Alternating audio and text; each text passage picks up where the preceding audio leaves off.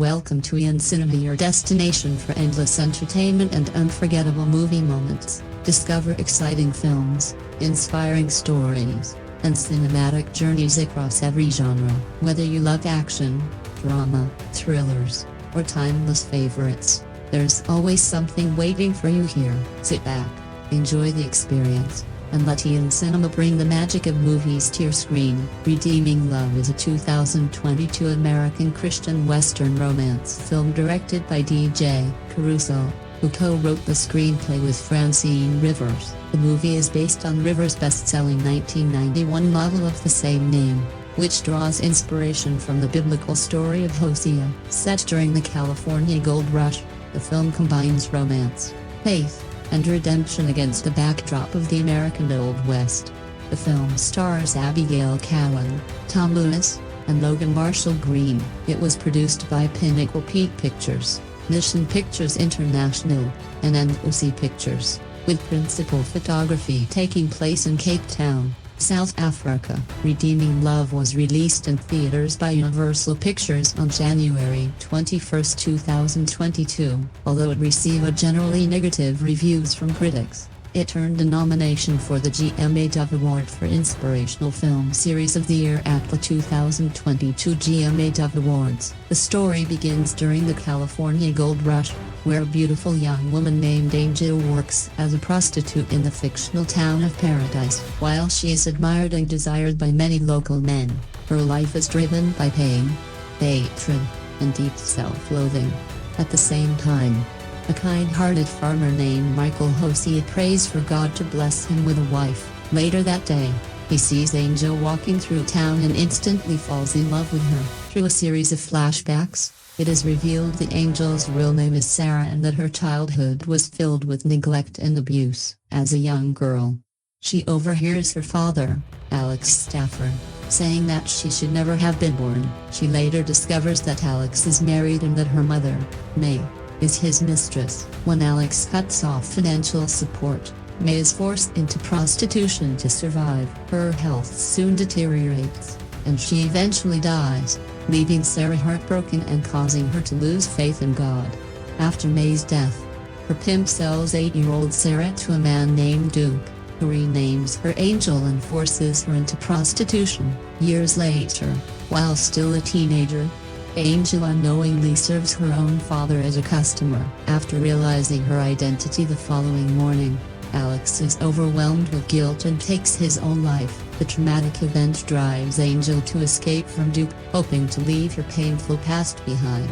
Angel travels to California to start over. However, with no money and nowhere to turn, she is forced back into prostitution at another brothel. In the present day, Michael visits Angel and unexpectedly asks her to marry him. Shocked by his proposal, she keeps her emotional distance and refuses to trust him. It is only after she is brutally beaten by a brothel guard that she agrees to leave with Michael and become his wife. Michael takes Angel to his farm, where he patiently cares for her and helps her recover from her injuries. Despite her cold and guarded behavior, he continues to treat her with kindness, insisting that he genuinely loves her. Unlike the men she has known throughout her life, Michael never pressures her into a physical relationship, showing her a level of respect she has never experienced before. Unable to believe that someone could truly love her, Angel eventually runs away. Michael searches for her, finds her, and gently convinces her to return home. As they begin building a life together on the farm, Angel slowly develops genuine feelings for him. However, when she realizes that Michael dreams of having children, she leaves once again, believing she is unable to have a family because she considers herself sterile. While traveling away from the farm, Angel accepts a ride from Michael's brother-in-law, Paul. Still bitter about her past, Paul demands that she repay him by sleeping with him. Refusing to find comfort anywhere else, Angel returns to the brothel in Paradise to collect the gold she believes she is owed from Duchess. Angel discovers that the Gowan has burned down the brothel with the Duchess, Lucky, and Mailing still inside. Left with no money and nowhere to go, she reluctantly returns to prostitution, working for one of the town's bar owners. When Michael arrives to rescue her from her abusive employers, Angel is overwhelmed with relief and gladly returns home with him. Michael forgives her without hesitation, and the relationship begins to grow stronger, built on honesty, trust, and genuine affection. As Angel falls deeply in love with Michael, she becomes convinced that he deserves a wife who can give him children. Believing she is holding him back, she leaves him once again. During her time with Michael, Angel learned how to cook, allowing her to find work at a city cafe till the copyright instead of returning to prostitution. However, fate leads her to cross paths with Duke, who has moved to California. He forces her back into prostitution by threatening to kill her employer if she refuses. Duke places Angel on display in his new establishment, where wealthy patrons come to watch the women. In a desperate act of courage, Angel rediscovers the faith she lost after her mother's death. She publicly exposes Duke's involvement in the trafficking and exploitation of young girls. Duke denies the accusations and attempts to kill Angel, but an African-American man implied to be an old friend of Michael's steps in and overpowers him. Amid the chaos, the captive girls escape into the crowd, and an enraged mob ultimately lynches Duke. After these events, Angel dedicates her life to helping other young women escape prostitution and rebuild their lives, establishing a successful rehabilitation mission. 3 years later, Paul finds Angel and tells her that Michael has never stopped loving her. She returns home, reveals her real name, and finally confesses her love. The two are reunited and are eventually shown raising a family together. Filming for Redeeming Love took place in Cape Town, South Africa, in February 2020. The project was officially announced in April 2020, with DJ Caruso directing and co-writing the screenplay alongside Francine Rivers, whose best-selling 1991 novel inspired the film.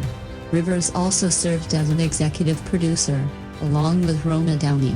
The film marked the second collaboration between producers Cindy Bond and Simon Swart, following their work on I Could Only Imagine, 2018. Wayne Fitzjoe, Michael Scott, and Brittany Yost also joined the production team as producers. Redeeming Love was released by Universal Pictures in 2,903 theaters across the United States on January 21, 2022. Industry projections estimated an opening weekend of less than $5 million domestically, and the film debuted with approximately $3.5 million, finishing fourth at the North American box office. By its fourth weekend, the film had fallen out of the top 10, earning just $354,835 and placing 12th. It ultimately grossed $9.46 million worldwide against a production budget of $30 million, making it a box office disappointment. Critical reception was largely negative. On Rotten Tomatoes, only 11% of 28 critic reviews were positive, resulting in an average rating of 4 out of 10. Metacritic assigned the film a score of 32 out of 100, based on 7 critics' reviews, indicating generally unfavorable opinions. Audience reactions were more positive. CinemaScore surveys gave the film an average grade of B+ on its A+ to F scale, suggesting that general moviegoers responded more favorably than critics. In his review for The Guardian, Mike McCahill awarded the film 2 out of 5 stars. He criticized its pacing, arguing that it stretched a relatively small amount of story across its 134-minute runtime.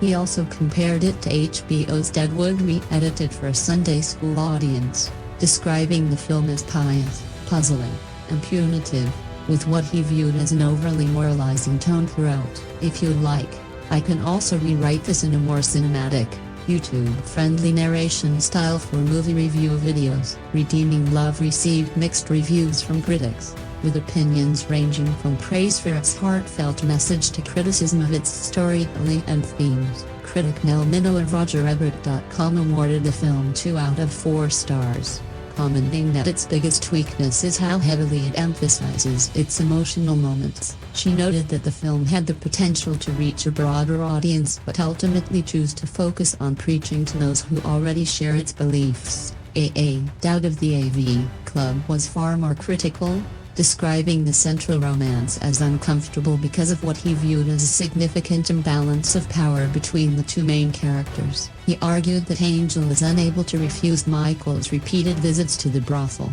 and when she finally agrees to marry him, she is severely injured after being brutally beaten by one of her employer's enforcers. Dowd felt these circumstances undermined the romance and ultimately gave the film a D+ grade. Meanwhile, Randy Myers of the Mercury News offered a more balanced perspective, giving the film 2.5 out of 5 stars. He wrote that while Redeeming Love may resonate most strongly with Christian audiences, it is competently made and delivers a meaningful message about the healing power of love and the importance of second chances. Review of Redeeming Love. Based on Francine Rivers' best-selling novel, Redeeming Love is set during the California Gold Rush and draws inspiration from the biblical story of Hosea, the prophet who married Gomer, a woman known for her unfaithfulness. Publishers Weekly once observed, "Writers like Rivers are why people buy Christian fiction." That statement perfectly reflects the novel's appeal. For devoted fans, it serves as a strong recommendation, while for others, it may signal that the story's distinctly Christian themes are not for them. Readers who loved the novel will likely appreciate the film's faithful adaptation. It stays true to the source material, featuring an attractive cast, heartfelt performances, stunning scenery, and a story that fits comfortably within a clearly defined Christian worldview. However, viewers who do not share the perspective or who are unfamiliar with storytelling traditions centered on personal testimony, suffering, and spiritual transformation may find the film less engaging. The title itself leaves little room for uncertainty about the story's direction. It follows a straightforward journey from sin to redemption through faith and prayer. As Shakespeare might have observed, though, the heroine suffers far more from the sins committed against her than from any wrongdoing of her own. The story centers on Angel, born Sarah, later known as Abigail Cowen's character, a beautiful but emotionally broken young woman working as the town's most sought-after prostitute. The man destined to change her life is Michael Hosea, portrayed by Tom Lewis, a humble farmer who prays for God to send him a wife. The film opens with gold miners searching through mud until one man triumphantly discovers a shining nugget, a symbolic introduction to the story's central message of finding value and hope where others see only despair. Angel is so highly desired that a daily lottery determines who will spend time with her. When audiences first meet her, she stares blankly out a window as a customer quietly leaves after placing money on the table.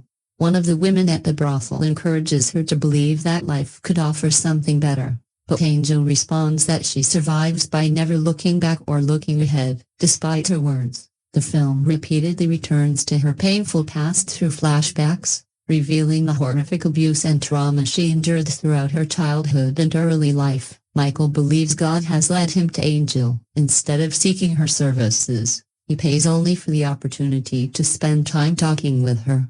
Having experienced years of abuse and exploitation, Angel cannot understand genuine kindness or trust another person's good intentions. Even so, Michael refuses to give up. At one point, he humorously remarks, "The next time I pray for a wife, I'm going to be much more specific." Eventually, his persistence and compassion lead Angel to marry him. Although she moves with him to his farm, Angel insists that she is only staying until she can repay what she believes she owes him. Michael treats her with unwavering patience, gentleness, and respect, slowly earning her trust. Yet just as she begins to feel safe, she leaves, convinced that she can never become the woman she believes Michael deserves. Her journey is far from over. More suffering, painful trials, and emotional healing await before she finally reaches the redemption promised by the film's title. The movie presents an almost relentless series of tragedies affecting Angel's life, including incest, suicide, theft, abortion, child abuse, abandonment, sex trafficking, arson, and numerous other forms of violence and suffering. For viewers unfamiliar with this style of Christian storytelling, the accumulation of trauma may feel overwhelming or unsettling. Those from more conservative Christian traditions may recognize it as a familiar narrative approach that emphasizes the devastating consequences of sin before ultimately pointing towards salvation and redemption. Whether intentional or not, redeeming love often departs from the narrative balance expected in mainstream filmmaking, making it a more challenging experience for audiences outside its intended faith-based audience. Despite these issues, Abigail Cowen and Tom Lewis share convincing on-screen chemistry. Their performances feel sincere, warm, and emotionally grounded, even when the dialogue becomes overly direct or heavy-handed. Lewis, in particular, manages to portray Michael's extraordinary patience and compassion in a way that still feels believable and human. Unfortunately, many of the supporting characters receive very little development and exist mainly to move the plot forward. The story frequently leans into exaggerated melodrama, and at times the film's handling of justice and punishment can feel simplistic or morally questionable. Ultimately, the film's greatest weakness is its tendency to overemphasize its emotional moments. Rather than allowing powerful scenes to unfold naturally, it repeatedly underscores their significance so heavily that their emotional impact is diminished. If you'd like, I can also make this version more YouTube narration-friendly, SEO-optimized, or 100% plagiarism-free while keeping the same meaning. Redeeming Love had the potential to appeal to a wider audience, but instead remains firmly focused on those who already share its faith-based perspective. As the story unfolds, Angel comes to realize that her childhood housekeeper, Cleo, may have been right all along. When Angel was just a little girl, Cleo warned her, "All men want to do is use you." That is God's truth. Those words shaped Angel's understanding of relationships, making it all the more shocking when Michael Hosea enters her room with no intention of taking advantage of her. Instead, he simply wants to talk. Even more surprising, Michaela, a hard-working farmer living outside Paradise, California, believes that God has called him to marry her. Although marriage proposals are nothing new to Angel, she has already received 5 in a single week. Michael's is different. Unlike every other man she has known, he doesn't look at her with lust. He sees beyond the mask she wears and offers her a love rooted in faith and compassion. Michael gently tells her, "You did not choose the life you had, but you can choose the life you want." His words raise an important question. Just how far is he willing to go in loving and forgiving her? The answer is tested repeatedly because Angel's life in the brothel is only one chapter in a long history of trauma and abuse. The emotional scars of her past run so deep that she cannot bring herself to share them with anyone. She is convinced that if Michael ever discovered the full truth about her past, he could never truly love her. In her mind, revealing herself completely would only leave her more broken than she already is. As its title suggests, Redeeming Love centers on the themes of redemption and forgiveness, ideas that are explored throughout the film's spiritual journey. Angel's story also provides a powerful portrayal of self-condemnation. Even after escaping abusive circumstances and experiencing genuine, unconditional love, feelings of guilt and shame continue to haunt her. These emotions make it nearly impossible for her to believe that she deserves the grace and affection Michael freely offers. Because of this inner struggle, Angel repeatedly returns to the degrading life she desperately wants to escape. Her decisions cause Michael profound heartbreak, yet he never abandons her. Instead, he gives her the freedom to make her own choices, whether that means staying with him or walking away once again. The film also highlights another important truth. Evil often succeeds because too few people are willing to stand against it. Throughout the story, Redeeming Love presents powerful examples of both the consequences of remaining silent and the difference a single courageous person can make. Michael consistently stands up for Angel, becoming her strongest defender. In time, Angel finds the strength to do the same for other women trapped in the cycle of exploitation and prostitution. Likewise, Angel's mother, before her untimely death when Angel is still very young, does everything she can to protect and care for her daughter. Redeeming Love is inspired by the biblical story of Hosea and his wife Gomer, found in Hosea 1-3. In that account, God instructs Hosea to marry Gomer, a prostitute, while revealing that she will continue returning to her former life, despite her repeated departures. Hosea is called to welcome her back and forgive her each time, no matter how deeply her actions wound him. The film reimagines this biblical narrative, using it as the foundation for its message of unwavering love, forgiveness, and redemption. The story draws a symbolic parallel to the biblical account of Hosea, portraying a man who continues to redeem and love his unfaithful partner, much as God faithfully pursued Israel despite its repeated devotion to false idols. A similar theme unfolds in this film. However, unlike the biblical story, Angel's rejection of Michael is not driven by a deliberate embrace of sin or idolatry, as Gomer's was. Instead, her struggle lies in her inability to understand and accept the patient, unconditional love that Michael offers her time and again. At one point,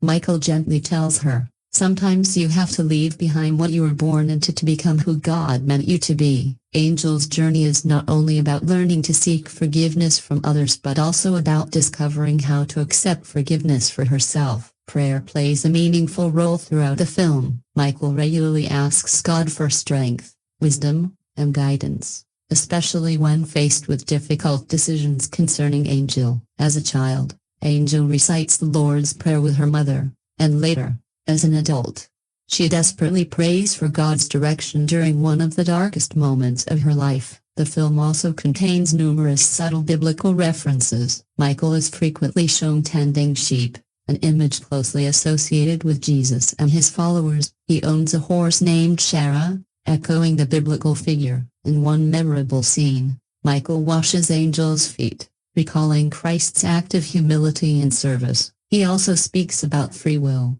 tells Angel that God speaks to everyone, and credits a man named Ezra with leading him to faith. As a young girl, Angel throws a cross into the ocean, symbolically rejecting the faith her mother taught her after believing her prayers had gone unanswered. She later confesses that she feels too burdened by her inner demons to ever be worthy of love. In another emotionally powerful scene, she desperately scrubs herself in a river until she bleeds, crying out that she is unclean, only to be met with Michael's forgiveness. She also refers to a cruel, murderous man as the father of lies. Michael again reminds Angel that sometimes a person must leave behind the life they were born into in order to become the person God intended them to be. Other spiritual references include a character wishing someone Godspeed, the spirit of a deceased person speaking to Angel, and Michael appearing to supernaturally sense that she is in danger. A song also references Enoch being taken into heaven and Moses encountering the burning bush. At one point, Lauren Daigle's song Rescue plays in the background, reinforcing the film's themes of redemption and hope. Angel eventually reveals that her real name is Sarah, and soon afterward she is able to have children despite previously being unable to conceive. This appears to be a deliberate reference to the biblical Sarah, who miraculously gave birth after years of barrenness. The film contains several scenes with strong sexual content. Although full nudity is carefully avoided through camera angles, the scenes are lengthy, highly sensual, and carry significant erratic tension. Angel appears nude on at least 3 occasions, with intimate areas concealed through strategic framing. In several moments, her hair or Michael's hands provide the only coverage. In one scene, Angel straddles Michael while they talk. In another, she attempts to wash away her shame by scrubbing herself so intensely in a river that she begins to bleed, with a partial side view of her breast briefly visible. One of the film's most disturbing moments occurs when Angel flees her husband and accepts a wagon ride back to town from Michael's brother-in-law, Paul. Viewing her only as a prostitute, Paul demands sexual favors as payment for the ride. The assault occurs off-screen, but the emotional aftermath is evident when Angel is later shown vomiting. As the story progresses, Paul expresses deep and genuine remorse for what he did. Another disturbing revelation is that one of Angel's sexual partners is eventually revealed to be her biological father, who had not seen her for many years. The film also introduces another man who is implied to prey on very young girls, strongly suggesting that Angel was one of his victims when she was still a child. Early in the story, Viewers learn that Angel was conceived through an adulterous affair between her mother and a wealthy man. Although her biological father initially provides financial support, he eventually abandons them. Left with no other means of survival, Angel's mother is forced into prostitution to provide for herself and her daughter. The film shows young Angel waiting outside crude rooms while her mother meets clients. After her mother's death, Angel is taken into a brothel while still a young girl. The film also includes several romantic and suggestive moments. Angel shares kisses with multiple male characters, and some scenes imply sexual encounters by showing men pulling up their pants afterward. Prostitutes are frequently shown sitting on men's laps. Women perform sensual dances on stage, and rowdy patrons make crude sexual remarks. Additionally, large groups of men participate in a daily lottery to determine who will have the opportunity to spend time with Angel, underscoring the harsh reality of her exploitation. In her own unusual way, Angel believes that leaving Michael is an act of love. Convinced that a forced abortion has left her unable to have children, she knows how deeply he longs to have a family. When a new family of homesteaders settles on a nearby farm, Angel becomes convinced that one of the young women there can give Michael the future she believes she never will.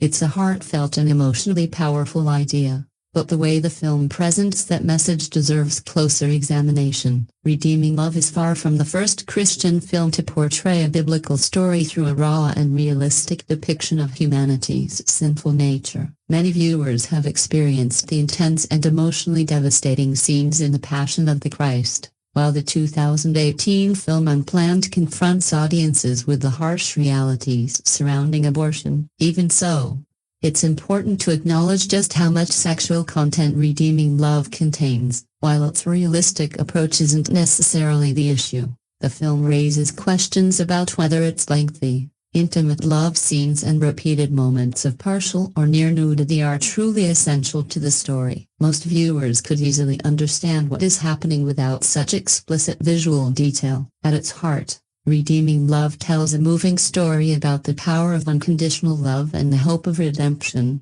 especially for those weighed down by guilt and past mistakes. Unfortunately, its message is frequently overshadowed by provocative imagery that could be troubling for viewers who struggle with pornography or other forms of sexual temptation. Faith-based cinema in America has explored a wide range of genres and themes, from politically charged dramas to wholesome family comedies. However, overt sensuality has rarely been part of its identity. Christian films have traditionally placed spiritual love above romantic or physical desire, making Redeeming Love a distinctive and somewhat unusual addition to the genre. Set during the California Gold Rush, the film presents a historical romance that wears its Christian themes more subtly than many faith-based productions, reflecting its broader theatrical release through Universal Pictures. At the same time, it includes as much PG-13 romantic and sensual content as possible under the banner of Pinnacle Peak, the evangelical studio formerly known as Pure Flix. Even then, the film's romantic content is relatively restrained. Instead, the story unfolds as a slow-moving, old-fashioned tale of a fiercely independent woman trapped in a cycle of exploitation and abuse, whose life is transformed by the compassion of a devout farmer. Much of the scandal is implied rather than explicitly shown. Nearly 3 decades ago, Francine Rivers' novel Redeeming Love became an unexpected commercial success for a Christian book. Marketed as a historical romance to a mainstream audience, it sold more than 3 million copies worldwide, with many of its most overtly scriptural passages removed by the publisher. Rivers later co-wrote the screenplay with director DJ Caruso, and the film adaptation similarly softens its religious messaging.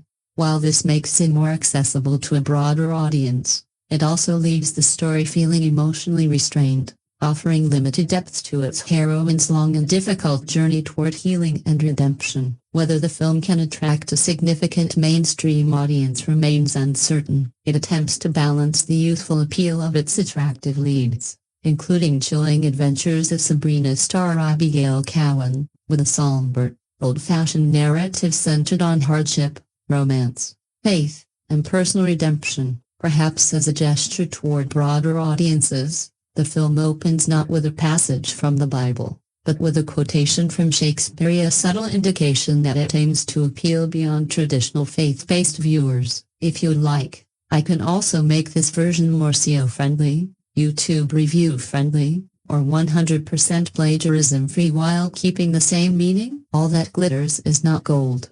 We area reminded. It partly underlines the script's scene setting in 1850s California, where mangy-looking prospectors panned for gold in the riverbed before heading back to the rowdy streets of Paradise, where the brothel run by imperious Madame Duchess Famke Janssen, haughtily gliding above it all, is the main game in town. Its prize attraction, meanwhile, is Abigail Cowen, a flaxen-haired veteran of the scene not barely 20 years of age, so in demand that daily lotteries are held for her services.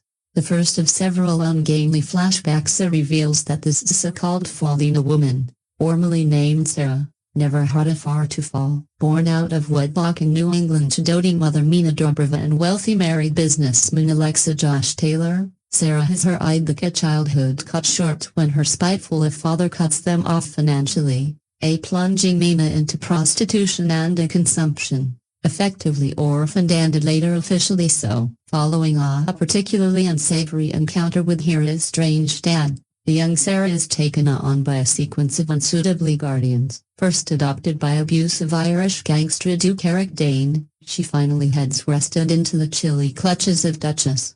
It's a tumultuous backstory, rendered in broad melodramatic strokes, and nothing in Angel Sarah's present tense narrative rivals it for sheer Sturm und Drang.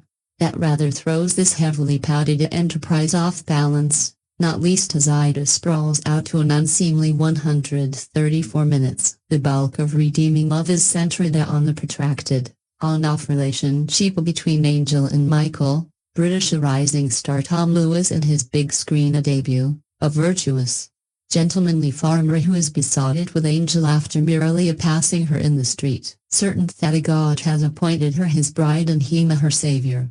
His last name is Hosea, and sure enough, the ensuing character-testing romance is awash with superficial references to the Old Testament book of the same name, and the allegorical reflection on the relationship between God and Israel. If little else, Redeeming Love is a film that knows its intellectual limits. Last weekend when my roommates and I braved a winter storm to see Redeeming Love in theaters, I was expecting a tired, watered-down Christian romance film that would make me laugh and have a little to no impact on my life.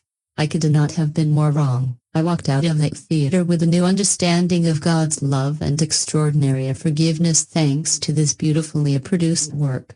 With excellent filming, beautiful scenery, and powerful acting, the film flawlessly captures the depths of God's love for us despite our own gravitation towards sin. In the film, Angel leaves Michael 3 times due to her feelings of worthlessness and shame.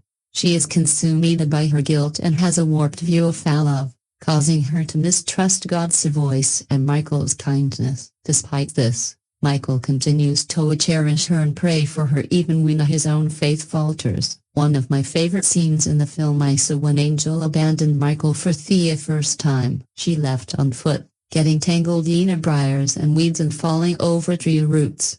Unsure of the path back to paradise, Michael chases after her and gives her 2 options: walk a mile back home with him, where she will be safe, respected, and free from harm, or continue on her 20-mile route to the brothel, where she will be used, enslaved, and objectified. She ultimately decides to return home with Michael, and when she sits down to rest, Michael begins washing her dirty, blood-stained feet.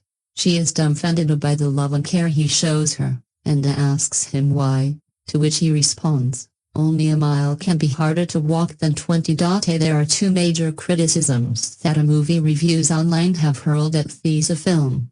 The first is that the Christiana principles within the movie are glossed over, and God himself is rarely mentioned. However, there are several references to a prayer, Michael's relationship to God, and Angel's own struggle with belief in God after her mother's death. Mikhail attempts to reconcile Angel to God numerous times throughout the story. Sometimes you have to leave behind what you were born into to become who God meant you to be. In a final scene, Angel prays to God for a strength to tell the truth about the monster who bought her as a child. While the themes of faith and spirituality in this film may not have been as obvious as they were in other Christian works, instead of weakening the story, the undercurrent of faith throughout the entire film strengthens the narrative by providing a realistic interpretation of what it is like to follow and doubt God. A second popular criticism of Redeeming Love is its mature nature and PG-13 rating. Common Sense Media's expert review says that while the movie has some themes of compassion and forgiveness, it is also riddled with sex, violence, domestic abuse, partial nudity, references to rape, and non-explicit sex scenes, which I also witnessed in the film. While this may not be the movie you would choose to watch with your young teenager, there is an argument for why such heavy themes are exposed. Angel's sordid past, which included a vast variety of sexual and moral sins, is shown to draw a stark contrast between her life before and after Michael, much like our lives before and after coming to Christ. There are multiple implications of Angela in bed with clients, violently beaten by brothel owners, and raped as a child to reveal the challenges she experienced during her life of prostitution. She is tormented and filled with guilt about her past, resulting in her running away from the good life because she believes she deserves the bad. Even Michael's own brother-in-law, Paul, tells her, Michael deserves a decent girl. Not you. We see this darkness in order that the light in her life with Michael be even more apparent, to see her heal, grow, make friends, find faith, and learn to love. All that said, the film is not explicit. The filmmakers are not trying to shock viewers with violence and sex, but they do provide enough background to demonstrate the contrast of the pain she experienced and the love and forgiveness she is shown. There is also a love scene between Angela and Michael that, while it does present some partial nudity, portrays that she has not only been redeemed spiritually, but her views on marriage and intimacy have also been transformed. For so long, Angel thought of sex as a currency, and the experience where she would be used, abused, and tossed aside afterward. But through her love with Michael, she is shown that marriage is not slavery, but a promise, and sex is not meant to be exploitation, but an expression of their vows and a gift from God. More details of Redeeming Love. Film. Redeeming Love, a film adaptation of the best-selling novel from Francine Rivers, is very simple. It is a story about a man unwaveringly loving a complicated woman as she slowly opens up her heart to him and God. How much tolerance one has for pre-child material will matter as the novel and the film are inspired by the Bible's book of Hosea. Redeeming Love is about believing in God's will, patience, forgiveness, a devotion, and the central theme is the redeeming love of God towards sinners. Redeeming Love follows Angel Abigail Cowen, a young woman living and working in a brothel run by a woman called Duchess Van Jansen. One day, a well-to-do farmer, Michaela Tom Lewis, prays for God to provide him with a partner. Later that day, Michael spots Angel as she takes a walk through town. Struck by her beauty, Michael takes this occurrence as a sign that God heard his prayers, and thus he begins to pursue Angel. She, however, is not devout. In fact, she renounced God long ago. Despite her protests, Michael insists on marrying her, showering her with love and affection. Angel must overcome her demons to find a trust in God again, repent, and forgive herself. If viewers can stomach the notion that Angel in her experience with being a sex worker by force and by choice is sinful, then Redeeming Love can be tolerated. Audiences who cannot accept a story that centers on a woman being harshly judged for being a sex worker may find the film really tough to see through. As someone who has overcome many outdated notions in period dramas for the sake of enjoying them, Francine Rivers' tale is hardly as offensive as it could have been. The film, adapted by Rivers and directed by DJ Caruso, plays it very safe. Redeeming Love pulls back a bit on the acidity the book has about a sex work and the notion of forgiving a women who are forced into this line of work. but it still feels grossly outdated. In hindsight, the book should have been adapted many years ago, perhaps at the height of its popularity. However, with the historical romantic dramas having a resurgence in American culture, it makes sense that Redeeming Love would be adapted for the Christian fan base that hungers for their own I Burn For You period drama. While there is the tension around Angel's work in the deaths she owes, the film meekly skips around the more unsavory issues to focus on the more sentimental story about unconditional love. Abigail Cowen and Tom Lewis in his film debut have zero chemistry. Cowen does well in her role of the hardened angel, whose real name is Sarah, and she has a very chilling presence. It is a disturbingly calm demeanor better suited for villains or X-Men's Jean Grey. She shows an impressive range as her character settles into life as a farmer in the valley.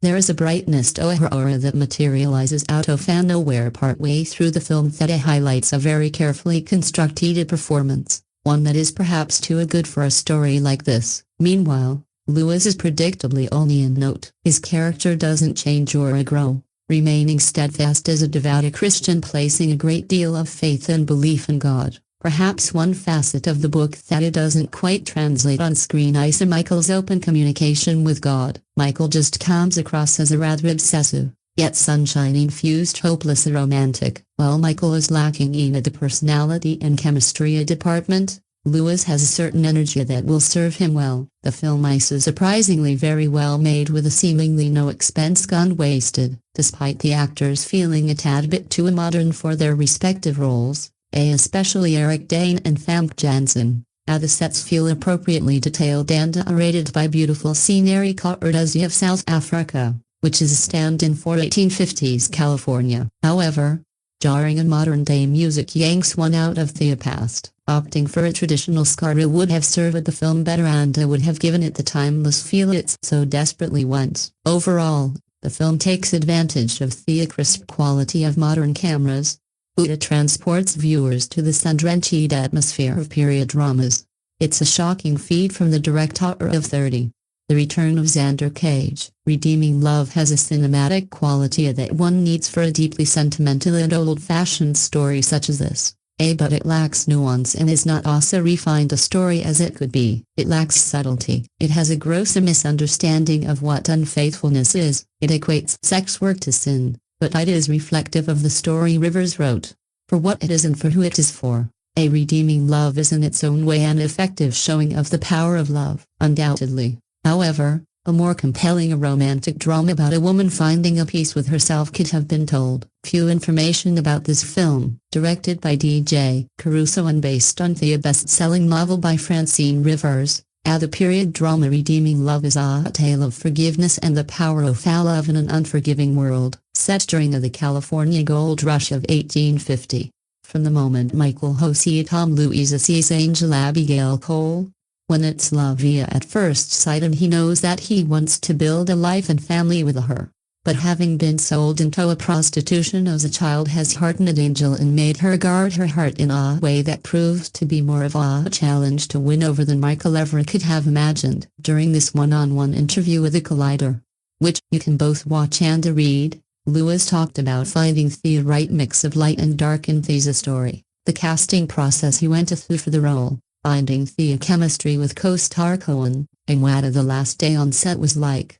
He also talked about his experience in making Gentleman Jack, what he's learned about the craft of acting, and how he'd always liked to be challenged by the roles that he plays. Tom Lewis, I saw the movie for the first time on a big screen, and it really brings it home how dark and brutal some of the scenes are. It really doesn't shy away from it. I knew it when we were filming, but to see it on screen is a whole different level. But I'm really glad that we found the right mix of light and dark, and the different shades that the story has. Ida was brilliant to do. Lewis, yeah. It's not an easy thing to do. It's all down to DJ Caruso and Francine Rivers, and such an incredibly script. It was all there. You got it from the page. As soon as you read it, you really felt that mix between the light and the dark, and what the film was trying to portray. It was amazing to work on. Lewis. Abigail Cowen, it was more so. She was cast a couple of months before me, and they did a big search to find a Michael. Luckily, They didn't find anybody, so they came to the UK looking, and I go to the audition. I'd never read the book before, so I read the book before my audition, just to prep. I loved it. I read it in only a sitting. I love historical fiction, so the material really resonated with me. So, I did my first tape and went in for the audition with the casting director. And then, a couple of days later, I got a call saying, DJ is flying from LA to see you. Francine loves you. All looks good. As soon as I met DJ, we were just in all such similar wavelengths about how to do the movie and what the movie should be, and how to really come with the character. It's a difficult character to portray. He's the light of the movie, so it's so hard to get all the different shades of that character in there. DJ had such a solid way of thinking about the character that it was just a dream to play. It was gorgeous. And then, as soon as I met DJ, I flew to South Africa within a week for a pre-production. It was amazing. We got a lot of time to prep there, so it was brilliant. Lewis, yeah, it's really important. Literally, as soon as me and Abby met, I could sense the producers and Jab breathing a sigh of relief like, oh, thank goodness, they like each other. Thank goodness they get on. You have to have chemistry, and we did it from the moment we met. We are such good mates now. We are such good friends. As soon as we met each other, we just hung out and spoke about the movie and our lives. I'm so thankful that it's my first movie, and it's also Abby's first really major lead in a movie, so we were at the same level. The nerves between USA were there at the same time. So we went on this journey together. It's so crazy that this is our first big thing, and we're promoting it. It's so exciting. We're so proud of the work that we did and what we created all that time ago. It was amazing. Lewis, yeah, we spoke a little before you got there, and I knew instantly that we were going to get on, so I wasn't so worried. It doesn't always happen. You will have to get the right kind of chemistry, but luckily we did. Mostly all of my scenes are with Angel, and that character relationship is so integral to the movie that without it, and if you don't believe it, it all falls apart. I'm really thankful, having watched the movie, that it does work, and it's brilliant. Lewis, especially in the earlier scene as when they're first meeting. My favorite scene in the movie is when they first meet. He goes into the brothel and sees her for the first time, and she's expecting another customer. Like all the men that she's met before, there's something different in this guy, and she feels it as well. There's chemistry between them that's so beautiful to play with. That was my favorite. That was what I auditioned with. That early scene, that was my main first audition. I loved playing that so much. It's love at first sight. It's like a teenage romance. It's that flirting when you don't want to say that you like someone. She doesn't want to admit that she likes a guy because her experience with men has been so horrendous before, but she can tell that this guy's different and has a lot of love. He was great. Lewis, it's interesting what you said about it being unsaid because there are these little moments that you see in her eyes where she's like, I like this guy, but I don't want to admit it. He goes in full blazing and ready to marry her as soon as he meets her. Has found the one. He's not going to settle for less and she has to trust him. It's about finding that trust between them and whether she can trust any man.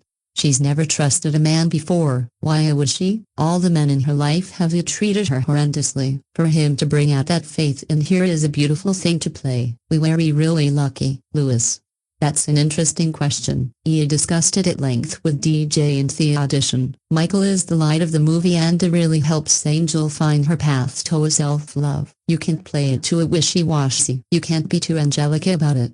He has to have depth. He's a guy who's tortured himself. He's not happy in his life. He's not quite sure why. Everything seems to be going well, but he's just not quite found the one. He's not settled down. He's a little lonely. There are all of these inner aspects to him that you have to portray to make it believable. Lewis.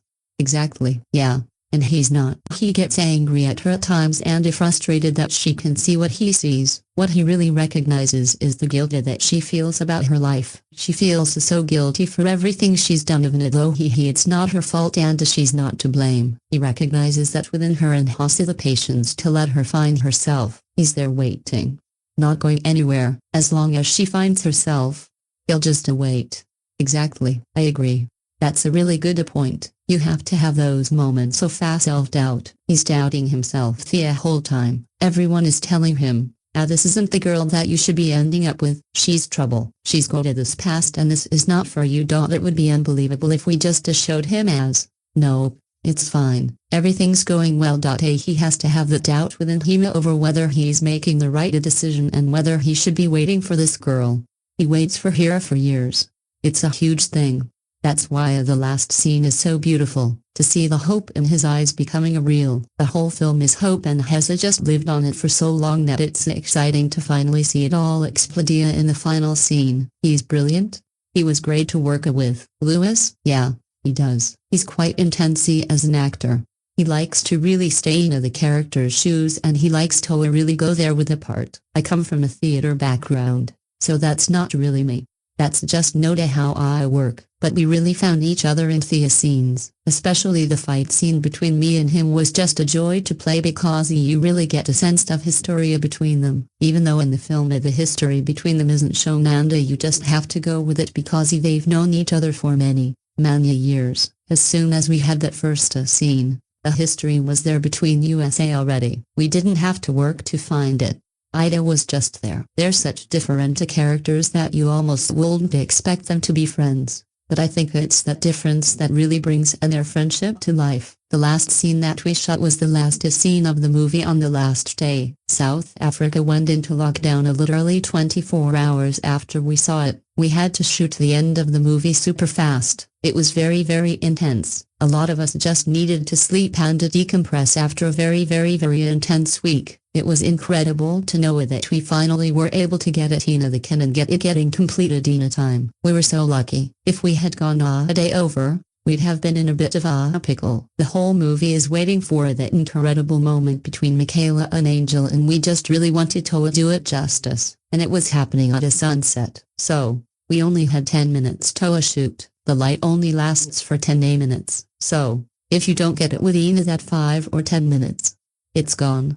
There was a lot of pressure, but DJ and Abby were so great to work with that it was so easy. I love them. I'm a huge history buff. If I wasn't an actor, I'd be some kind of a history academic or something.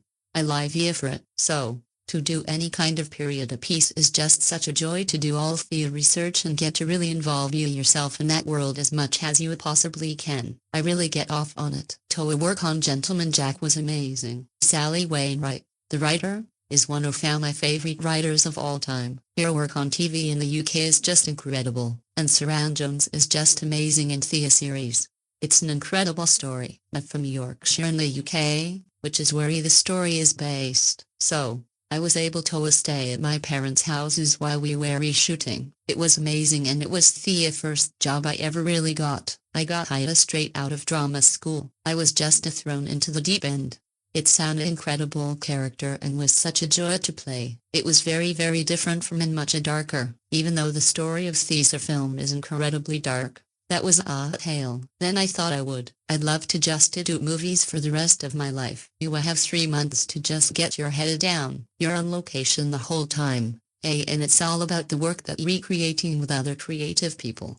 That's your one job. You have to get this one script down. And you get to go so in-depth with one piece, rather than an 8-episode thing. You've got so many different balls to juggle on TV. With filmmaking, the focus is a lot stronger, and I really like that way of working. It's much more my style. Hopefully, it comes across in the film. Lewis, yeah, definitely. And that can come in different ways. A challenge can be a challenge for many different reasons. It's not just about playing a crazy character who does loads of crazy stuff. Actually, an intimate scene with somebody where it's just you two in a room talking and finding out what you want from each other can be a challenge. A challenge can come in tons of different parts. This was a big challenge for me because I felt a lot of pressure as the only British actor with a huge American and a South African team. I just wanted to really nail the accent. There were loads of different pressures. There was fighter training and horse riding training. Ida was a big leap. Hopefully, I did it justice. Directed by DJ Caruso, written by Francine Rivers. DJ Caruso, based on Redeeming Love. Produced by Cindy Bond, Brittany Yost, starring Abigail Cowen, Tom Lewis, Eric Dane. Cinematography Roger Stoffers. Edited by Ajim Page. Music by Brian Tyler. Brenton Vivian. Production company S. Pinnacle Peak Pictures. Mission Pictures International. A distributed by Universal Pictures. Released January 21, 2022. Running time 134 minutes. Country United States. Language English. Budget $30 million. Box office $9.46 million. Redeeming Love is a 2022 Americana Christian Western romance film directed by DJ Caruso, who co-wrote the screenplay with Francine Rivers. The film is based on Rivers' 1991 novel of the same name, which was based on the biblical story of Hosea and is set in the American Old West during the California Gold Rush.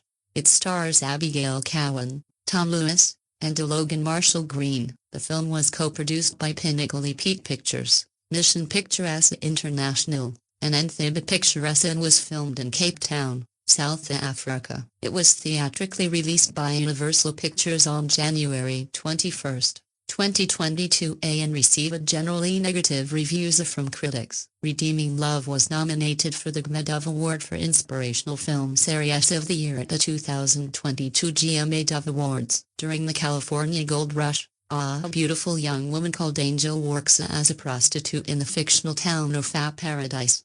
Despite being the object of desire for the local men, she survives through a hatred and self-loathing. Meanwhile, a visiting farmer named Michael Hosea prays for God to send him a wife. Later that day, he sees Angel walking through town and falls in love at first sight. Flashbacks reveal that Angel's real name is Sarah and that she knows only abuse from men. As a child, she overhears her father, Alex Stafford, saying that she should never have been born. Sarah learns that her father is married and her mother, May, is his mistress. Alex eventually cuts off support for May, obliging her to become a prostitute and eventually become sick and die. Distraught, Sarah rejects her mother's faith. Afterward, May's pimp sells an 8-year-old Sarah to a man named Duke, who renames her Angel and forces her into prostitution.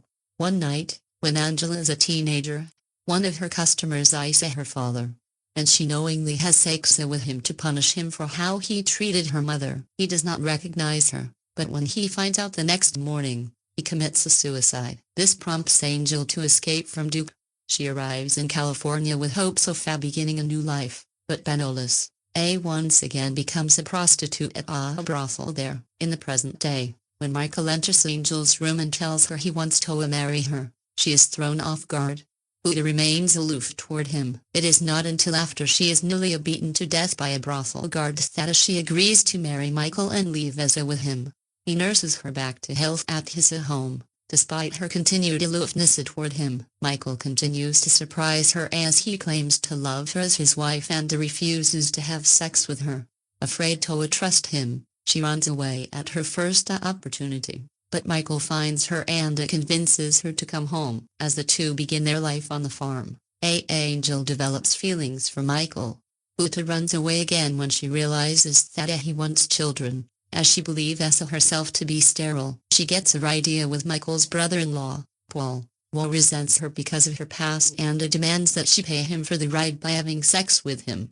Back in Paradise, Angel reluctantly returns to the brothel to get the gold she is owed from Duchess. She finds that the brothel had been burned down by McGowan with the Duchess, Lucky, and milling inside. With no money and no place to live, she reluctantly goes back to prostitution with one of the town's bar owners. When Michael arrives to rescue her from her employers, she is relieved to return home with him. He forgives her and their relationship begins to blossom based on honesty and affection. As Angel falls in love with Michael, she becomes convinced that he will be happier married to someone else who can have children, leading her to leave him once more.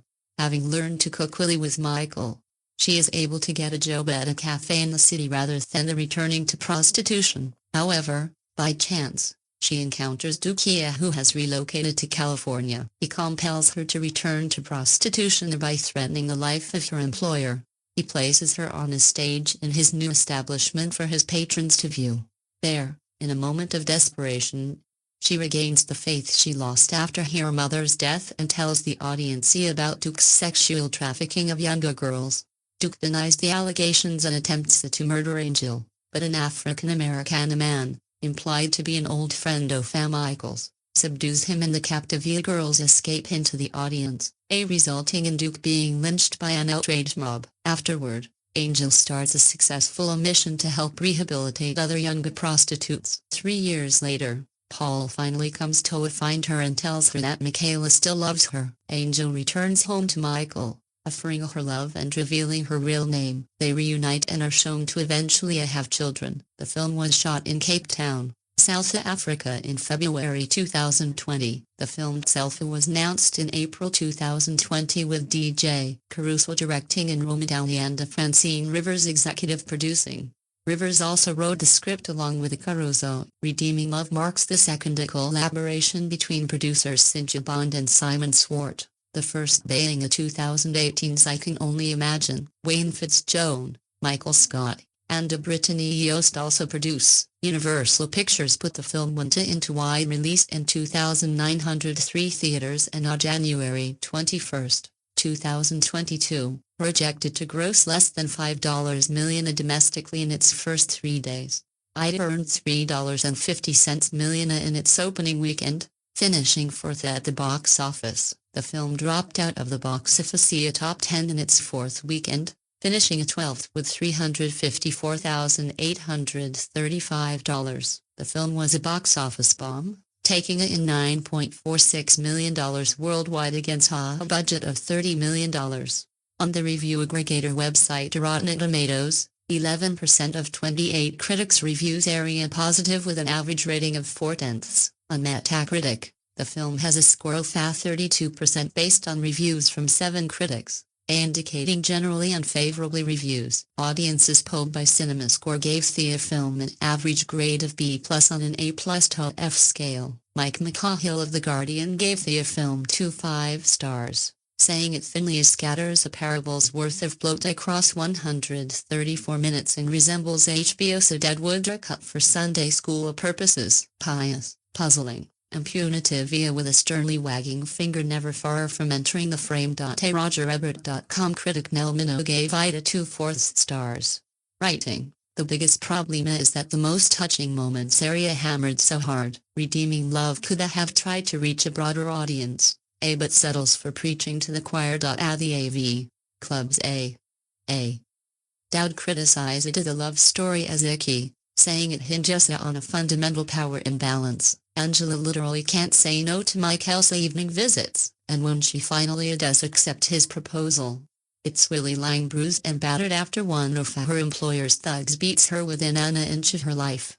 He gave the film a grade of D+. The Mercury News' Randy Myers gave it a score of 5/4, writing, "Love might be best embraced by the faithful, but it is well made and has much to say about the healing power of love and how we all deserve second chances." A review of Redeeming Love. Film Redeeming Love is based on a best-selling novel by Francine Rivers, set during the California Gold Rush, and inspired by the biblical story of Hosea, a prophet who married Gomer, an unfaithful woman. Publishers Weekly said about the book, "Writers like Rivers are why people boo Christian fiction, and as with the film, for some people that will be a recommendation, and for others a warning." The novel has a lot of passionate fans who will want the movie to be exactly what they imagined on the page, and that is what they will find. It is sincerely made with exceptionally attractive actors who give heartfelt performances in some beautiful settings in a story that fits comfortably and reassuringly into a particular spiritual worldview. For those who do not share that view or the storytelling traditions of giving oral testimony about horrific challenges leading to a connection to God, the film will not be as satisfying. The title makes it clear that there will be no ambiguity about where it is going. First, there will be sin, and then there will be redemption through prayer. Also Shakespeare said, though, the heroine of this story is more sinned against than a sinning. She is called Angel, the angelically lovely Abigail Cowen, and the man who will help her find redemption is Michaela Hosea Tom Lewis. I already pointed out the lack of ambiguity, but just to be even clearer, in the spirit of a movie that really spells everything out. It begins with a bunch of people hanging for gold in the muck, one jubilantly finding a shining nugget. Angel is the most sought-after prostitute in the town, so prized that there is a daily lottery to be with her. We first see her gazing dully out of the window as behind her a man puts money on the table before he leaves. One of the other young women from the brothel tells her, "You've got to hope here for something more in this world." Angel says she gets by because I never look back and never look forward. That is not exactly true, as there are a bunch of flashbacks as she does look back, giving us several flashbacks. To see the horrific abuse she has suffered. Michael is a farmer who prays for a wife. He is led to Angel. He goes to the brothel and pays for her time, but just to talks to her. She is so traumatized that she is incapable of responding to kindness or even simple decency. He does not give up, though he wryly admits, "The next time I pray for a woman to share my life, I'm going to be much more specific." Finally, he gets her to marry him, though she goes with him to the farm. She tells him she will only play along until I pay you what I owe you. He is so gentle and respectful that she begins to trust him, and so she leaves because she cannot be the woman she thinks he deserves. There will be more abuse and more healing before, well, see the title. The relentlessness of the little neophyte, tragic pain and loss inflicted on Angel, including incest, suicide, theft, abortion, child molestation, abandonment, sex trafficking, arson, and much more, may come across as unsettling to those not schooled in this specific form of Christian storytelling. Those from more fundamentalist traditions will be more at home with a Hell House-style fascination with an amplification of the sins of the world and the eternal damnation that is the consequence. Whether innate or learned, their area narrative beats familiar from us to mainstream stories that make redeeming a love uncomfortably unbalanced for audiences who are from other faith traditions or secular. Cowen and Lewis make a very appealing couple, warm and natural even with the most heavy-handed dialogue. It's impossible not to root for them, and Lewis somehow makes Michael's near-saintly patience and gallantry seem human. But the other characters are barely sketched in props. The storyline is wildly melodramatic, and the movie is at best casual and at worst an endorsement of lynching guilty people accused of crimes. The biggest problem is that the most touching moments are hammered so hard. Redeeming Love could have tried to reach a broader audience, but settles for preaching to the choir. The worst part with every passing day, she realizes just how right her housekeeper Cleo's advice had been when she was a little girl. All men want to do is use you, Cleo had informed her. That is God's truth. So, it's quite a system shock when Michael Hosea walks into her bedroom and wants to do nothing other than talk. What's even more weird, the hard-working farmer who lives outside of Paradise, California, claims that God wants him to marry her. Well, a proposal's no big surprise. It's her fifth proposal in a week. What is a surprise, however, is that Michael doesn't look at her in the lustful way the other men do. Instead, he sees right through her facade. He just wants to love her with a biblical love. You did not choose the life you had, but you can choose the life you want, Michael says. But how far is Michael willing to love her, and eventually to forgive her, too? Because the truth is that Angel's servitude at the brothel is just one of the horrific dramas she's endured. Not even Angel can move past the scars of her past, let alone actually share them with anyone. And if Michael ever found out just how unclean her past was, he'd never be able to love her. And she'd just be left even more broken than before. As this story's name implies, Redeeming a Love focuses on redemption and forgiveness, themes that we'll explore more fully in the spiritual elements section. Angel's painful story also offers an insightful case study into the struggle of self-condemnation, even long after we've experienced a deliverance from demeaning circumstances and the unconditional love of others. Guilt and shame for our past choices can drive us into despair. We see that dynamic repeatedly illustrated in Angel's story. She desperately wants to trust the love and forgiveness that Michael offers her. But her shame warps her ability to believe that she's worthy of the affection. That leads to a cycle of fleeing back to the degradation of her former way of life. Her choices cause Michael deep pain, but he never gives up on her even as he gives her the freedom to choose either to stay with him or to run away again. This story also shows us that evil often prevails simply because no one was willing to stand against it. Redeeming love offers many compelling instances that show both the consequences of no one doing anything to resist evil, as well as the positive impact caused when a single person takes action. Michael repeatedly acts as a champion for Angel. Angel, eventually, is able to do the same for other women trapped in the abusive cycle of prostitution. Likewise, Angel's mother does all that she can before dying when Angel is very young to protect and care for her daughter. Redeeming love retells the story of Hosea and his wife Gomer from Hosea 1:3. In that account, God calls on Hosea to marry a prostitute named Gomer, explaining to him that she would continue to return to her prostitution. Hosea was to continue bringing Gomer back and forgiving her, no matter how much it may have hurt him to see her leaving him for other men. The narrative symbolically compares Hosea to God consistently redeeming his unfaithful partner, Israel, even after she continues to forsake him for false idols. We see a similar story here, varying a bit from the biblical account. However, Angel's rejection of Michael isn't so much about brazenly embracing idolatry and sin as Gomer seemed to do. Rather, Angel is simply unable to comprehend the patient and forgiving love that Michael offers her over and over again. At one point, Michael tenderly tells her, "Sometimes you have to leave behind what you were reborn into to become who God meant you to be."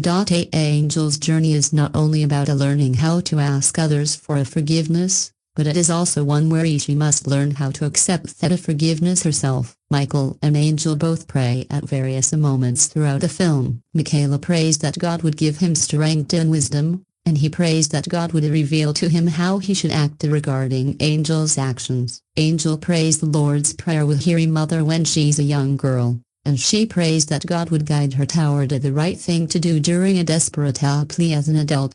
In addition, there are many subtle allusions to biblical ideas throughout the film. Michael is often seen caring for and herding sheep, an animal often used by Jesus to depict his flock. Michael also owns a horse named Asherah. In one scene, he washes Angel's feet. He makes a reference to free will. Michael tells Angel that God talks to everyone, and he mentions that a man named Ezra brought him to faith. Angel throws a cross into the ocean, rejecting the faith of her mother as a little girl when it seems her prayers have gone unanswered. She laments that she has too many demons to be loved. Angel desperately tries to clean herself in the river, yelling that she's unclean, and Michael forgives her. Angel calls a truly wicked, murderous, and rapacious man the father of lies. Michael shares that sometimes you have to leave behind what you were born into to become who God meant you to be. A man says Godspeed.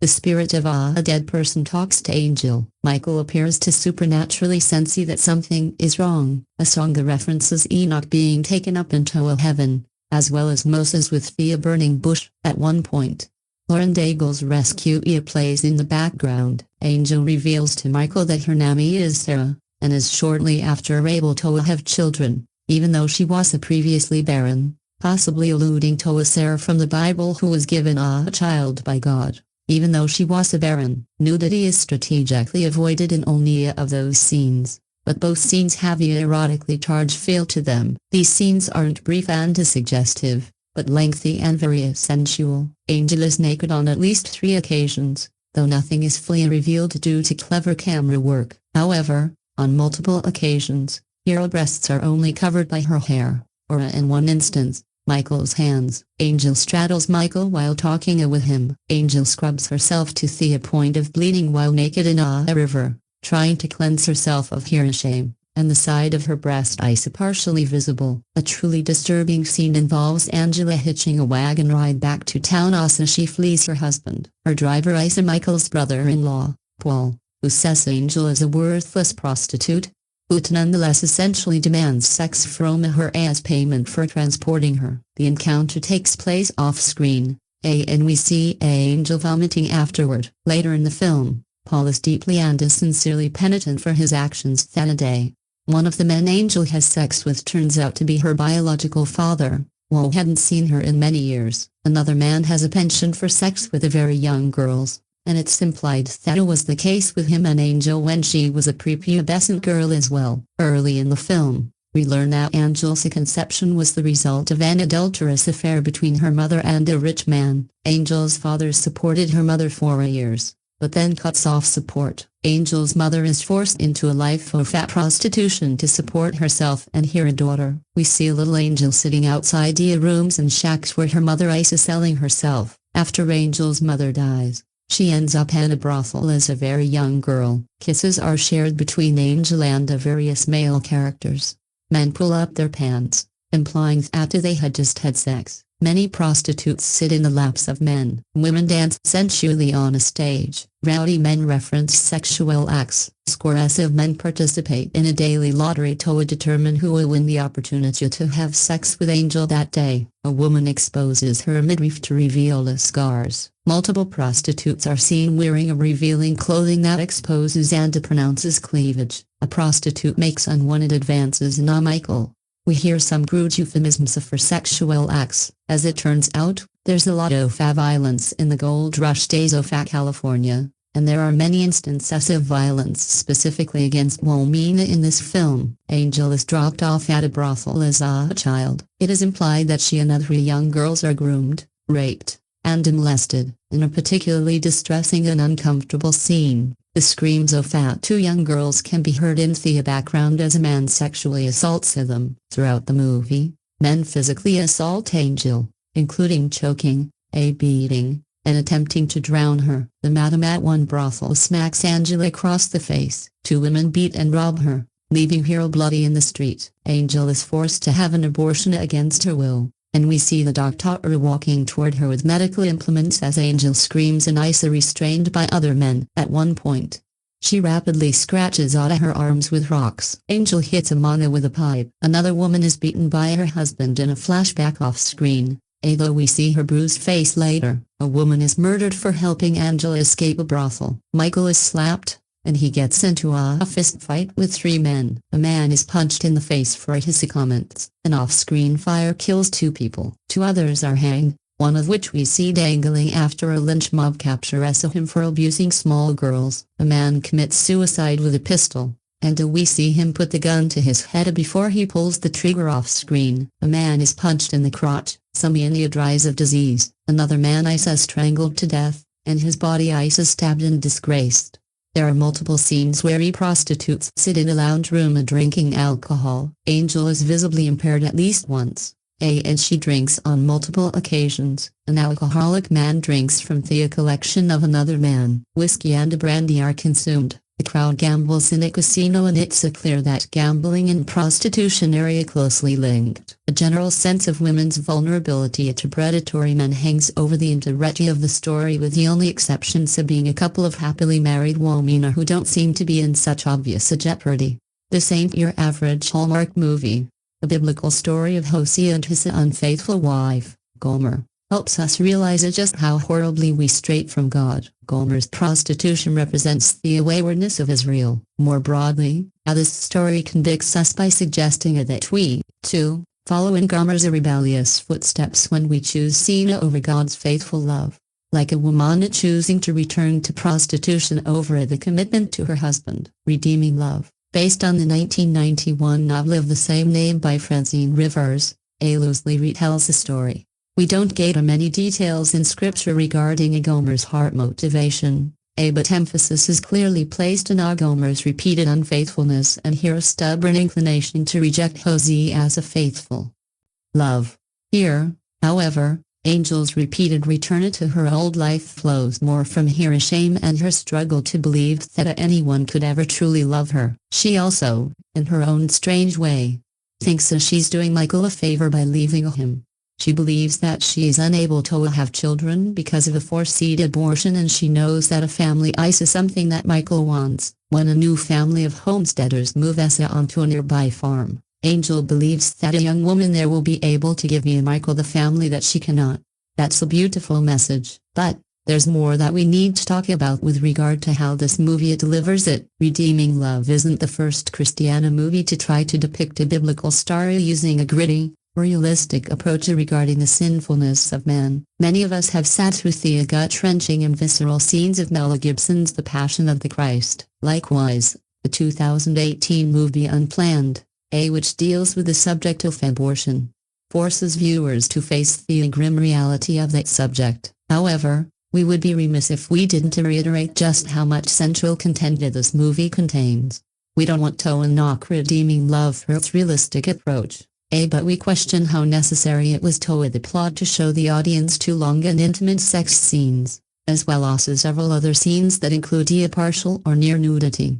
The average viewer certainly could have figured out what was going on without the need for such detailed sexual depictions. Redeeming Love captures the beautiful story of what unconditional love truly looks like, especially when our sins might be too difficult for us to bear. Unfortunately, this poignant portrait of unconditional love also stirs repeatedly into such provocative images that it might cause some who wrestle with pornography or sexual sin to stumble themselves. Related information: America's current bracket of faith-based cinema may cover a lot of genres and tones, from conspiracy-minded political polemic to wholesome teen hijinks, but sexy, practically by definition, also never been part of its lexicon. Spiritual love tends to be prized above all others in the Christian film canon, which makes Redeeming Love an odd hybrid entry into its ranks. This gold rush era period romance wears its Bible-bashing agenda comparatively lightly, as befits a wide Universal Pictures release,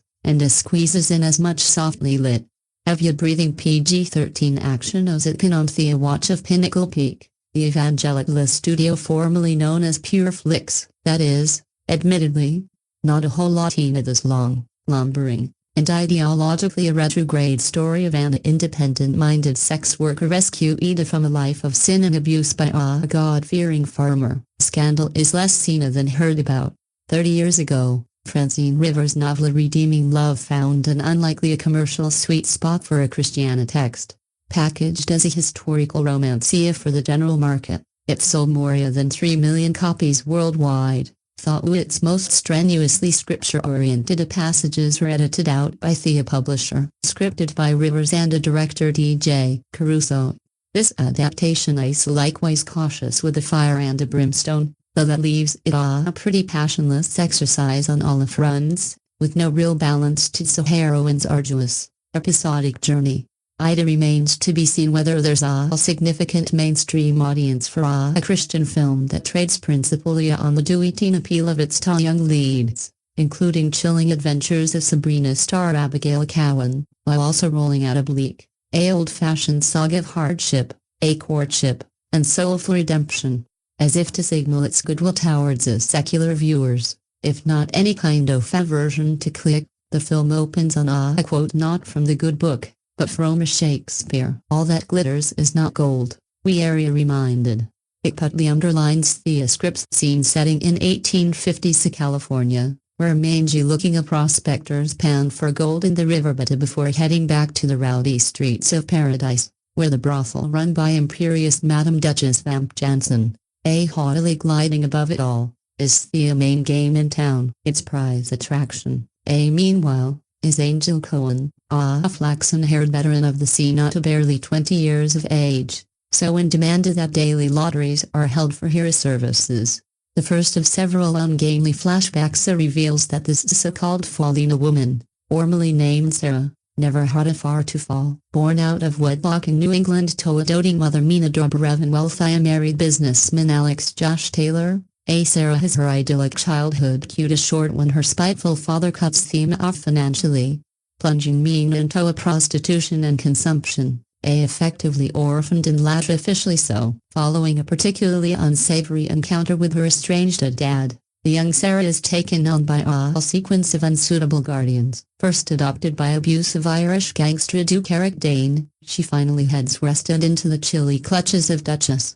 It's a tumultuous backstory, rendered in broad melodramatic strokes, and nothing in Angel Sarah's present tense narrative rivals it for sheer Sturm-und-Drang. That rather throws this heavily padded enterprise off balance, not least as Ida sprawls out to an unseemly 134 minutes. The bulk of Redeeming Love is centered on the protracted on-off relationship between Angel and Michael Griffiths, a rising star Tom Lewis in his big screen debut, a virtuous, gentlemanly farmer who is besotted with Angel after merely passing her in the street, certain that God has appointed her his bride and him her savior.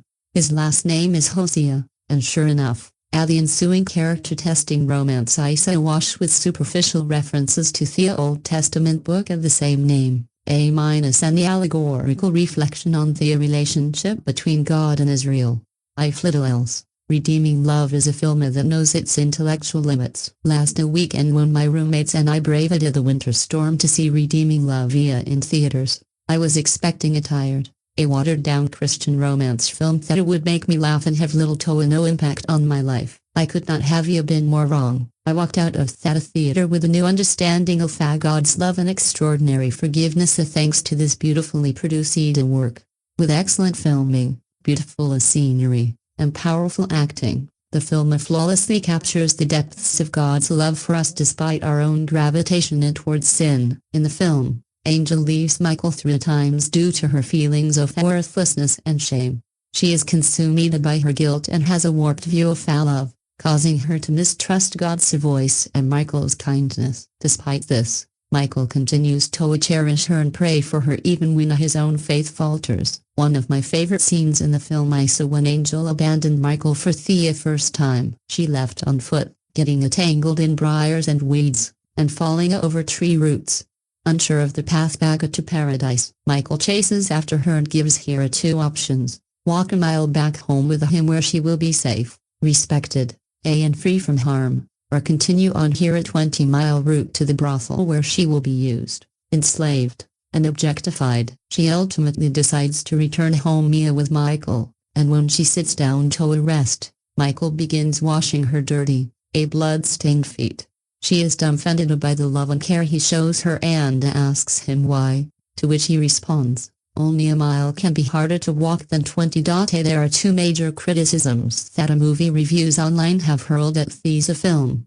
The first is that the Christiana principles within the movie are glossed over and God himself is rarely mentioned. However, there are several references to prayer, Michael's relationship to God, and Angel's own struggle with belief in God after her mother's death. Michael attempts to reconcile Angel to God numerous times throughout the story. Sometimes you have to leave behind what you were born into to become who God meant you to be. In a final scene, Angel prays to God for strength to tell the truth about the man who bought her as a child.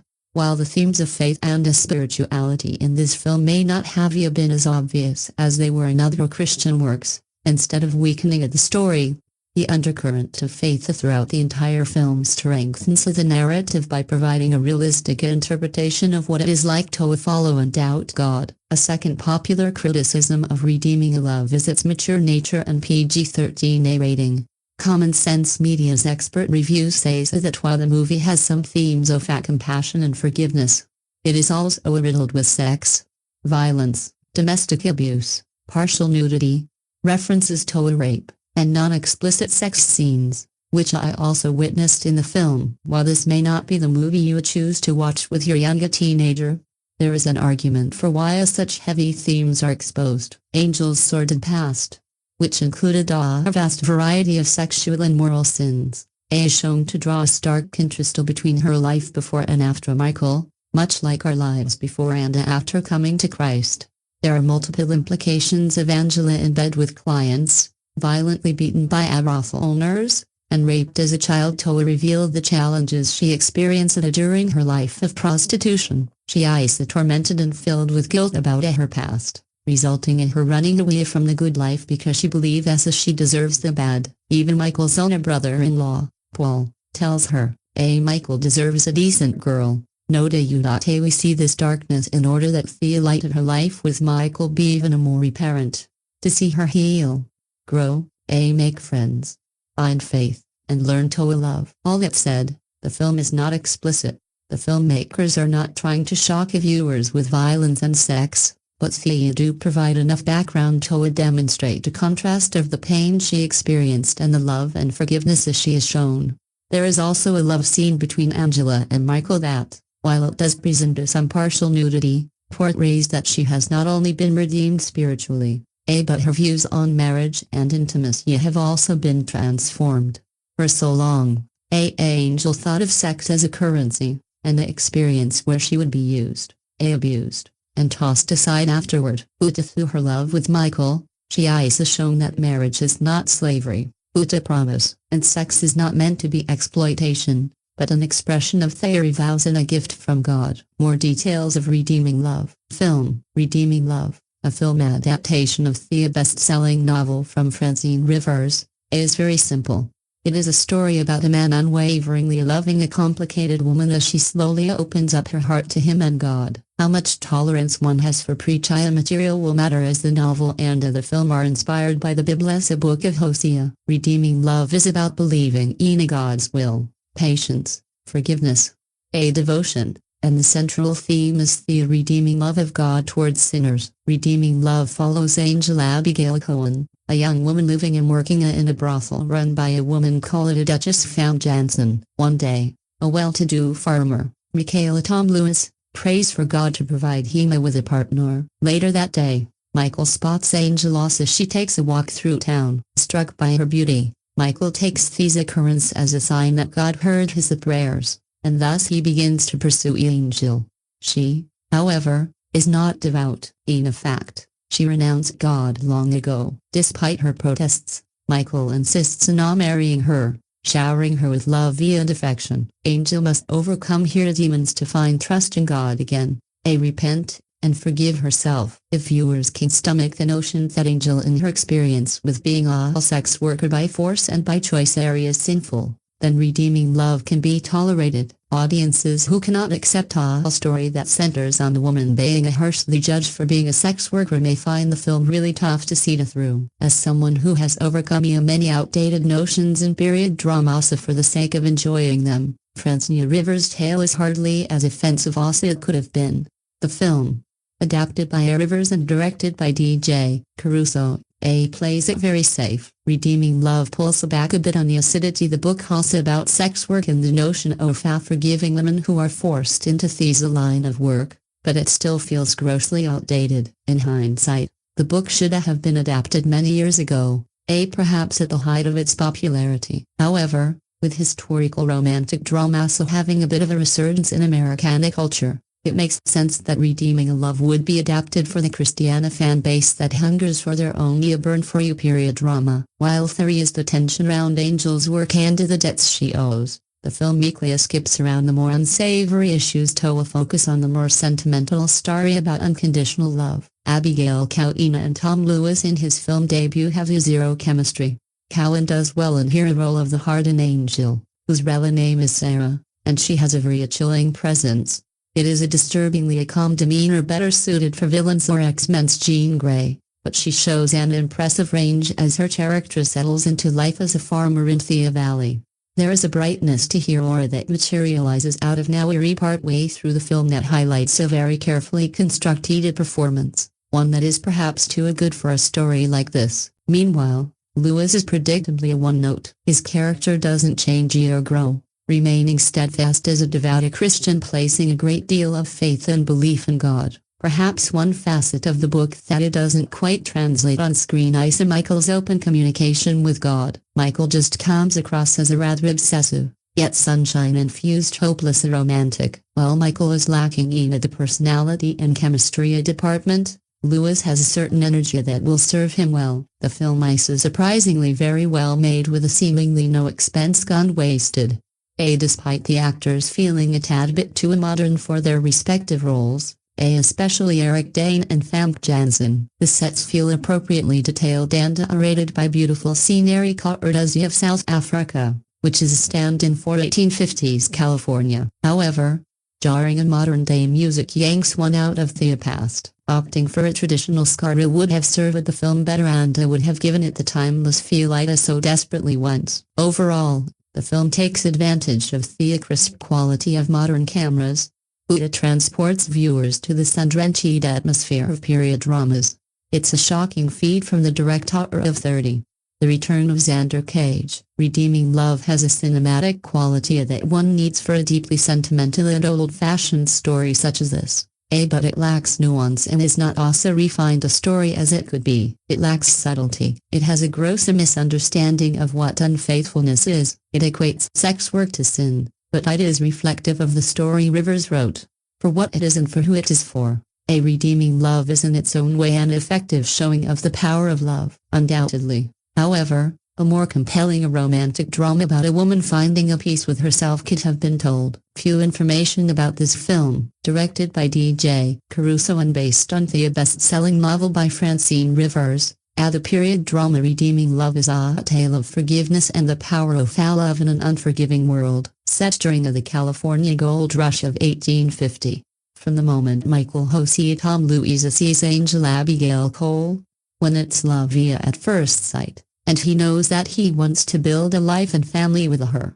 But having been sold into a prostitution as a child has hardened Angel and made her guard her heart in a way that proves to be more of a challenge to win over than Michael ever could have imagined. During this one-on-one interview with the Collider, which you can both watch and read, Lewis talked about finding the right mix of light and dark in Thea's story, the casting process he went through for the role, finding the chemistry with co-star Cowen, and what the last day on set was like. He also talked about his experience in making Gentleman Jack, what he's learned about the craft of acting, and how he'd always liked to be challenged by the roles that he plays. Tom Lewis: I saw the movie for the first time on a big screen and it really brings it home how dark and brutal some of the scenes are. It really doesn't shy away from it. I knew it when we were refilming, but to see it on screen is a whole different level. But I'm really glad that we found the right mix of light and dark and the different shades that the story has. Ida was brilliant to do. Lewis: yeah. It's not an easy thing to do. It's all down to DJ Caruso and Francine Rivers and such an incredibly script. It was all there. You got Ida from the page. As soon as I read it, you really felt that mix between the light and the dark and what the film was trying to portray. It was amazing to work on. Lewis: for Abby Cowen, it was more so. She was cast a couple of months before me and they did a big search to find a Michael.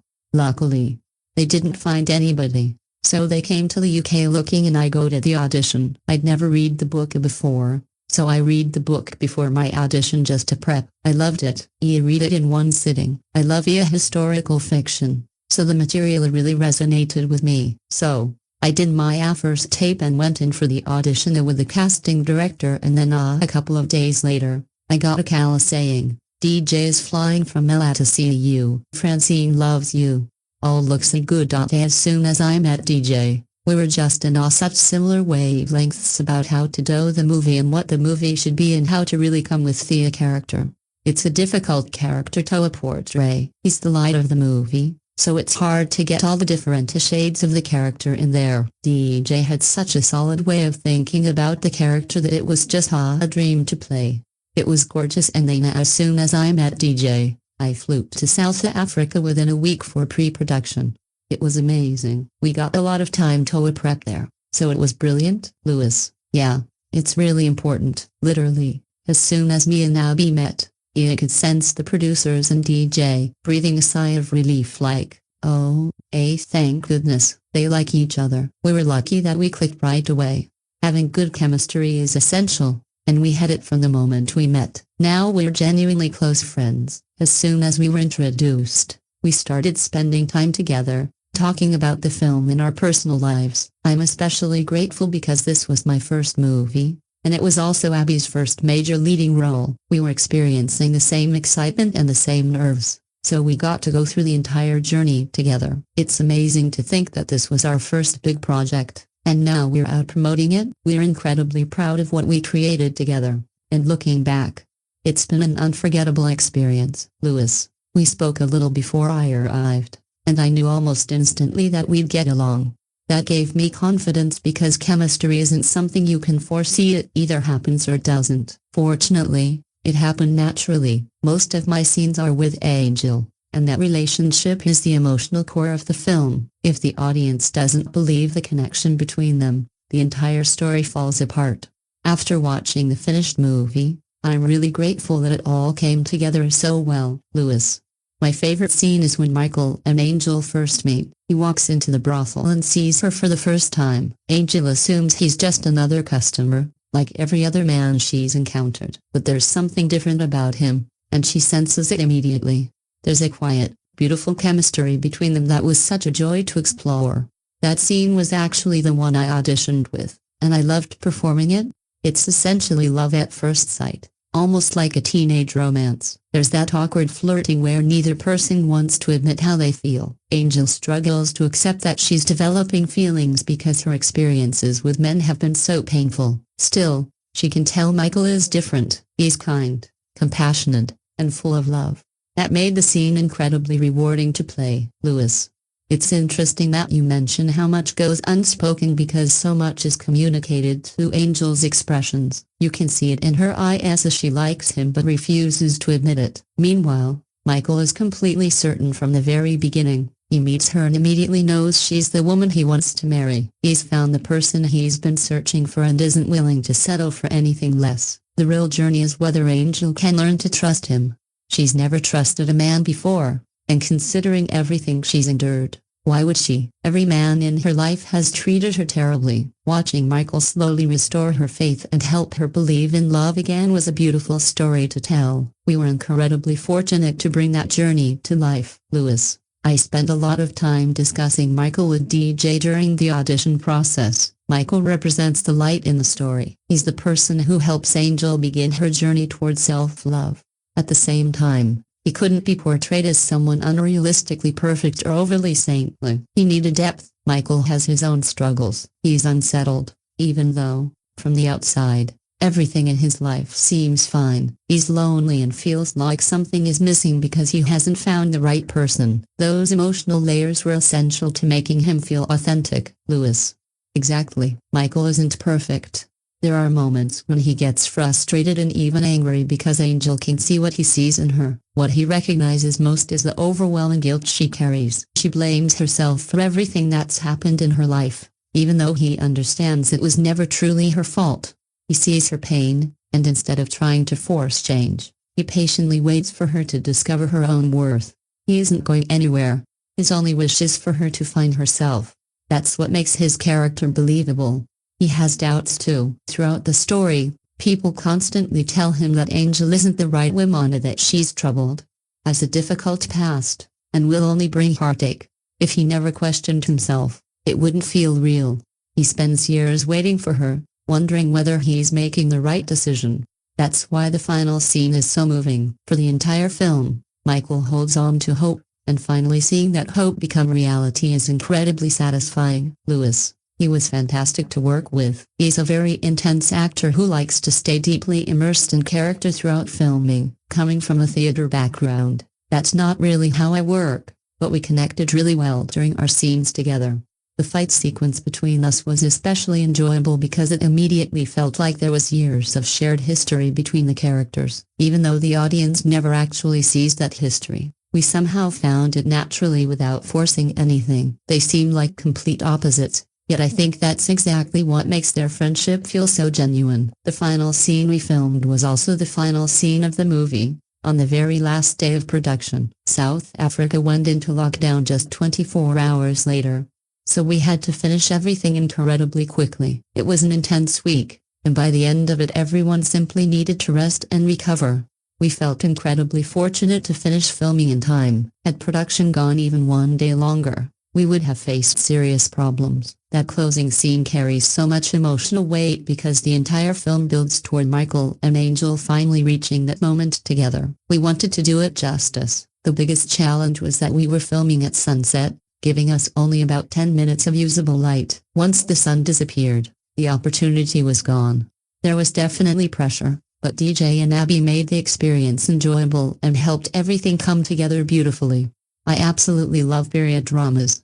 I've always been fascinated by history. If I hadn't become an actor, I probably would have pursued a career as a history academic. I genuinely enjoy researching historical settings and immersing myself in those worlds. Working on Gentleman Jack was an incredible experience. Sally Wainwright is one of my favorite television writers, and Saran Jones was phenomenal in the series. Since I'm originally from Yorkshire, where the story is set, I even got to stay with my parents during filming. That project was my first major acting job after graduating from drama school. I was thrown straight into the deep end, but it introduced me to an amazing character and became an unforgettable experience. Although this film tells a very dark story, Gentleman Jack explored a different kind of darkness altogether. I'd love to spend the rest of my career making films. There's something special about dedicating several months to a single story. You're completely focused on one script, one world, and one group of creative people. Television is rewarding too,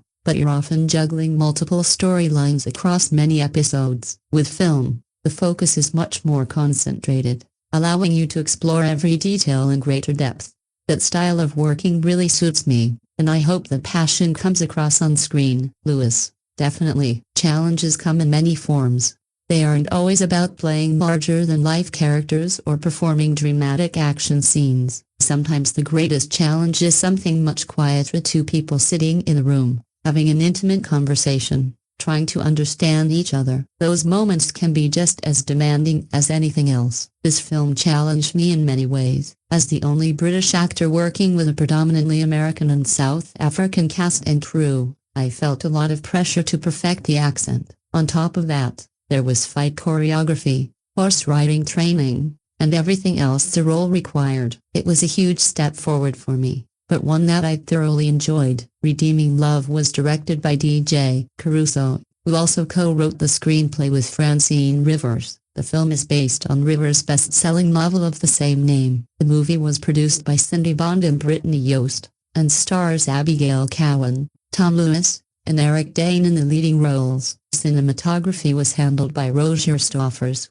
editing by Jim Page, and the musical score was composed by Brian Tyler and Breton Vivian. The film was produced by Pinnacle Peak Pictures and Mission Pictures International, and distributed by Universal Pictures. It was released on January 21, 2022, with a runtime of 134 minutes, produced in the United States and filmed in English. The movie had a production budget of $30 million and earned approximately $9.46 million at the box office. That wraps up today's review of Redeeming Love, along with some additional information about the film. I hope you enjoyed this video. If you did, please support our channel by subscribing. Don't forget to give this video a like, and let us know your thoughts in the comments below. We'd love to hear your opinion. Thank you for watching.